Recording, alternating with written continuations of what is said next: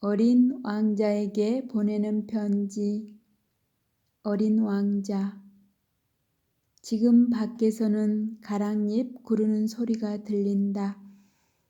창호에 번지는 하오의 햇살이 지극히 선하다. 이런 시각에 나는 티없이 맑은 내 목소리를 듣는다. 구슬 같은 눈매를 본다. 하루에도 몇 번씩 해 지는 광경을 바라보고 있을 그 눈매를 그린다. 이런 메아리가 울려온다. 나하고 친하자. 나는 외롭다. 나는 외롭다. 나는 외롭다. 나는 외롭다. 어린 왕자. 이제 너는 내게서 무연한 남이 아니다. 한 지붕 아래 사는 낯익은 식구다. 지금까지 너를 20번도 더 읽은 나는 이제 새삼스레 글자를 읽을 필요도 없어졌다. 책장을 훌훌 넘기기만 해도 내 세계를 넘어다 볼 수 있기 때문이다. 행간에 쓰여진 사연까지도, 여백에 스며있는 목소리까지도 죄다 읽고 들을 수 있게 되었다. 몇 해 전, 그러니까 1965년 5월 너와 마주친 것은 하나의 해우였다. 너를 통해서 비로소 인간관계의 바탕을 인식할 수 있었고 세계와 나의 촌수를 헤아리게 되었다. 그때까지 보이지 않던 사물이 보이게 되고 들리지 않던 소리가 들리게 된 것이다. 너를 통해서 나 자신과 마주친 것이다.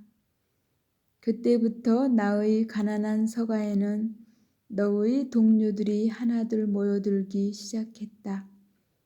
그 아이들은 메마른 나의 가지에 푸른 수액을 돌게 했다.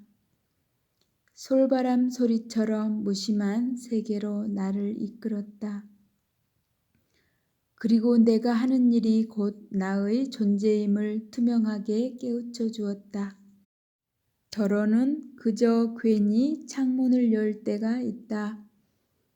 밤하늘을 쳐다보며 귀를 기울인다. 방울처럼 울려올 내 웃음소리를 듣기 위해 그리고 혼자서 웃음을 머금는다. 이런 나를 곁에서 이상히 여긴다면 내가 가르쳐 준 대로 나는 이렇게 말하리라. 별들을 보고 있으면 난 언제든지 웃음이 나네. 어린 왕자. 너의 아저씨는 이렇게 말하고 있더라. 어른들은 숫자를 좋아한다. 어른들에게 새로 사귄 동무 이야기를 하면 제일 중요한 것은 도무지 묻지 않는다.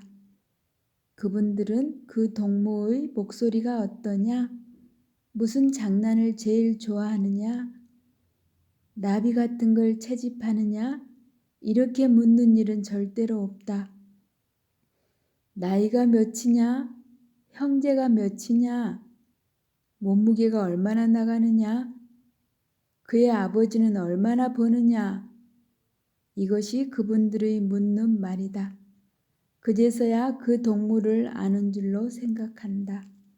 만약 어른들에게 창틀에는 제라늄이 피어 있고 지붕에는 비둘기들이 놀고 있는 아름다운 붉은 벽돌집을 보았다고 말하면 그분들은 이 집이 어떻게 생겼는지 생각해내질 못한다. 1억 원짜리 집을 보았어 라고 해야 한다. 그러면 거참 굉장하구나 하고 감탄한다.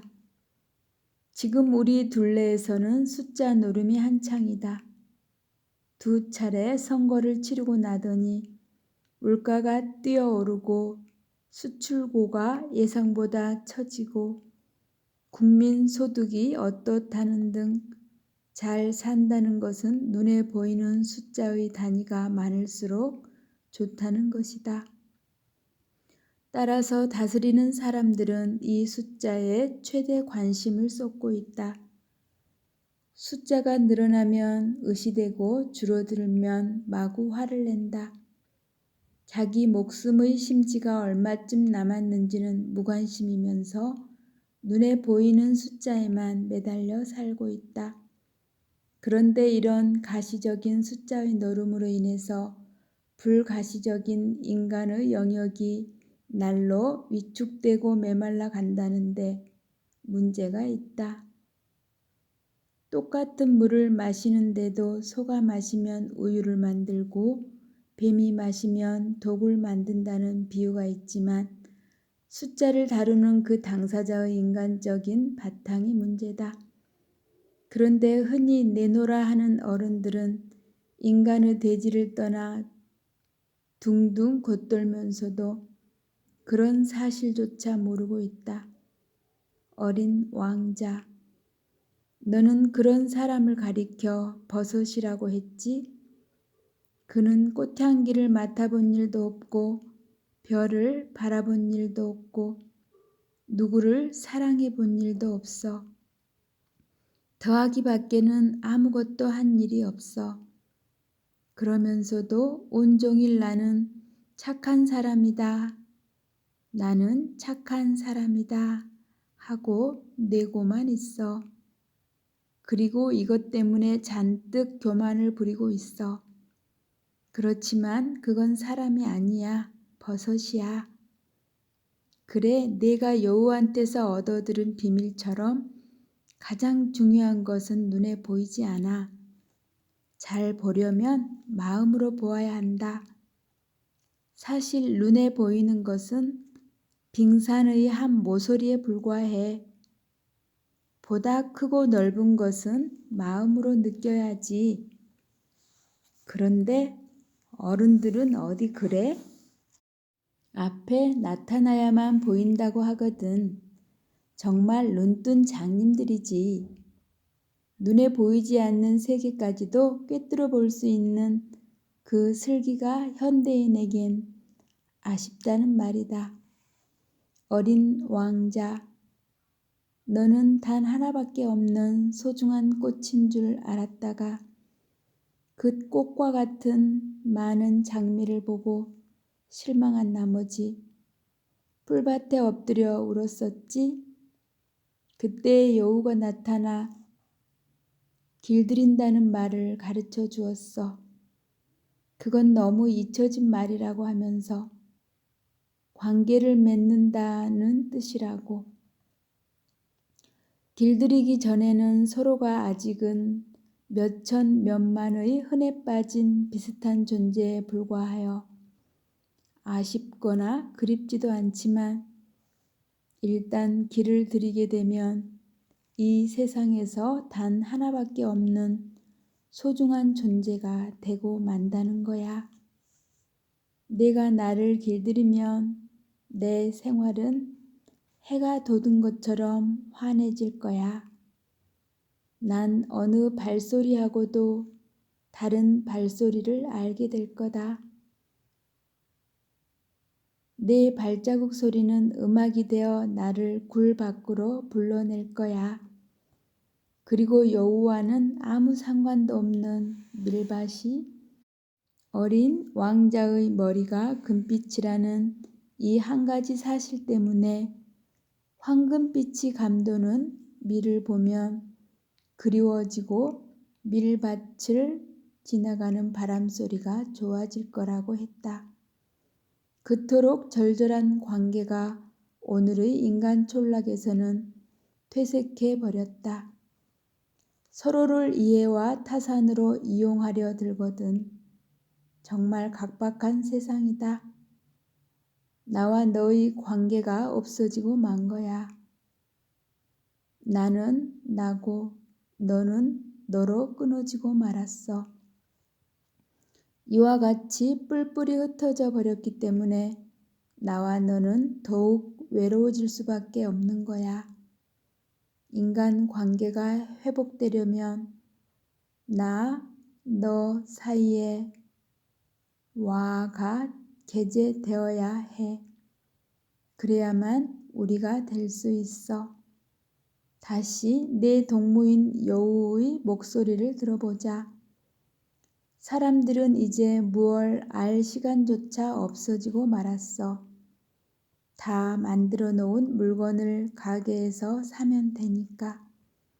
하지만 친구를 팔아주는 장사꾼이란 없으므로 사람들은 친구가 없게 됐단다. 친구가 갖고 싶거든 날 길들여. 길들인다는 뜻을 알아차린 어린 왕자, 너는 내가 그 장미꽃을 위해 보낸 시간 때문에 내 장미꽃이 그토록 소중하게 된 것임을 알고 이렇게 말한다. 내 장미꽃 하나만으로 수천 수만의 장미꽃을 당하고도 남아. 그건 내가 물을 준 꽃이니까. 내가 고가를 씌워주고 병풍으로 바람을 막아준 꽃이니까. 내가 벌레를 잡아준 것이 그 장미꽃이었으니까. 그리고 원망하는 소리나 자랑하는 말이나 혹은 점잖게 있는 것까지라도 다 들어준 것이 그 꽃이었으니까. 그건 내 장미꽃이니까. 그러면서 자기를 길들인 것에 대해서는 영원히 자기가 책임을 지게 되는 거라고 했다. 너는 내 장미꽃에 대해서 책임이 있어. 사람들은 특급 열차를 잡아타지만 무얼 찾아가는지를 몰라. 그렇다. 현대인은 바쁘게 살고 있다. 시간에 쫓기고 일에 밀리고 돈에 추격당하면서 정신없이 산다. 어디서 와서 어디로 가는지도 모르면서 피로회복제를 마셔가며 그저 바쁘게만 뛰어다니려고 한다. 전혀 길들일 줄을 모른다. 그래서 한 정원에 몇천 그루의 꽃을 가꾸면서도 자기네들이 찾는 걸 거기서 얻어내지 못하고 있는 거다. 그것은 단 한 송이의 꽃이나 한 모금의 물에서도 얻어질 수 있는 것인데 너는 또 이렇게 말했지. 그저 아이들만이 자기네들이 찾는 게 무언지를 알고 있어. 아이들은 헝겊으로 만든 인형 하나 때문에도 시간을 허비하고 그래서 그 인형이 아주 중요한 것이 돼. 그러니까 누가 그걸 뺏으면 우는 거야. 어린 왕자, 너는 죽음을 아무렇지 않게 생각하더구나. 이 육신을 묵은 허물로 비유하면서 죽음을 조금도 두려워하지 않더구나. 생야 일편 부운기 사야 일편 부운멸. 삶은 한 조각 구름이 일어나는 것이요 죽음은 한 조각 구름이 쓰러지는 것이라고 여기고 있더라. 그렇다. 이 우주의 근원을 넘나드는 사람에겐 죽음 같은 건 아무것도 아니야. 죽음도 삶의 한 과정이니까. 어린 왕자, 너의 실체는 그 묵은 허물 같은 것이 아닐 거야. 그건 낡은 옷이니까. 옷이 낡으면 새 옷으로 갈아입듯이 우리들의 육신도 그럴 거다. 그리고 내가 살던 별나라로 돌아가려면 사실 그 몸뚱이를 가지고 가기에는 거추장스러울 거다. 그건 내버린 묵은 허물 같을 거야. 묵은 허물. 그건 슬프지 않아. 이봐 아저씨, 그건 아득할 거야. 나도 별들을 쳐다볼래. 모든 별들이 녹슨 도르래 달린 우물이 될 거야. 모든 별들이 내게 물을 마시게 해줄 거야. 어린 왕자, 이제는 너를 길들인 후 내 둘레에 얽힌 이야기를 전하고 싶다. 어린 왕자라는 책을 처음으로 내게 소개해 준 것은 이 한 가지 사실만으로도 한평생 잊을 수 없는 고마운 벗이다. 너를 대할 때마다 거듭거듭 감사하지 않을 수 없다. 그 벗은 나에게 하나의 운명 같은 것을 만나게 해 주었다. 지금까지 읽은 책도 적지 않지만 너에게서처럼 커다란 감동을 받은 책은 많지 않았다. 그러기 때문에 내가 나한테는 단순한 책이 아니라 하나의 경전이라고 한데도 조금도 과장이 아닐 것 같다. 누가 나더러 지묵으로 된 한두 권의 책을 선택하라면 화엄경과 함께 선뜻 너를 고르겠다.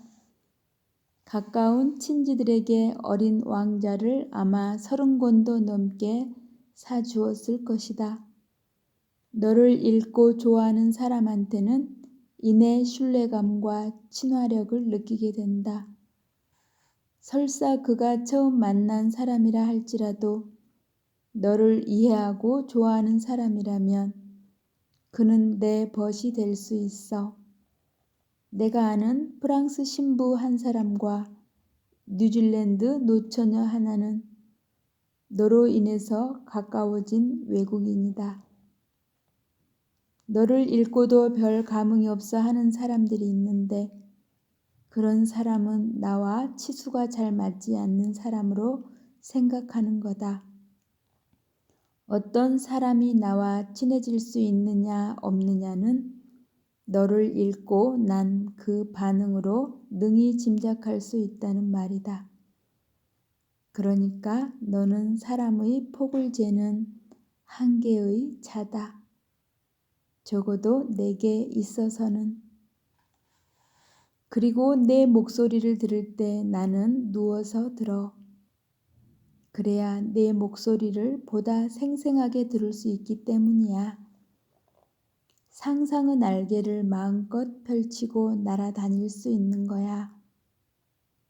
내 목소리는 들을수록 새롭기만 해. 그건 영원한 영혼의 모음이야. 아, 이토록 내가 나를 흔들고 있는 까닭은 어디에 있는 것일까? 그건 내 영혼이 너무도 아름답고 착하고 조금은 슬프기 때문일 것이다. 사막이 아름다운 건 어디엔가 샘물이 고여 있어서 그렇듯이 내 소중한 장미와 고삐가 없는 양에게 안부를 전해다오. 너는 항시 나와 함께 있다. 1971년 법정